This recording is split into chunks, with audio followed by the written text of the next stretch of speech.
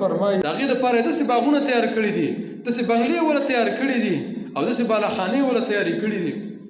چې لاندې به یې نهرونه بهیږي او دا الله سبحانه وتعالی د خلکو سره وعده کړې والله یې پوره کوي. او د صحیح احادیثو نه معلومیږي او د قرآن کریم د ایتونو نه چې الله سبحانه وتعالی د خپلې وعدې د خپلې ذمه دارۍ د هغې خلاف نه کوي چې کله د یو مسلمان سره وعده وکړي. جابر بن عبد الله رضی الله تعالی عنه وی رسول الله علیه الصلاة والسلام یو ځل وفرمایله چې زه کله بره وختلمه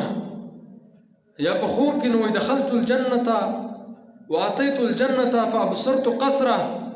وی زه جنت ته ور داخل شلم، جنت ته لاړم،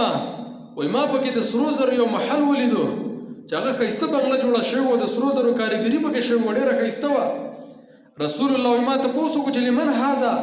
دا بنګله د چا دپاره جوړه شوې ده، د چا دپاره دا تیاره شوې ده؟ وی ما ته وویلی شو چې لرجل من قریش، د قریشو یو سړی دی،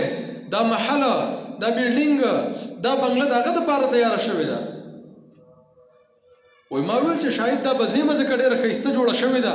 او زما دپاره جوړه شوې ځکه زه پیغمبر یم، ته به الله ماله راکړې. وی ما تپوس وکړو چې هغه څوک دی؟ وی راته وویله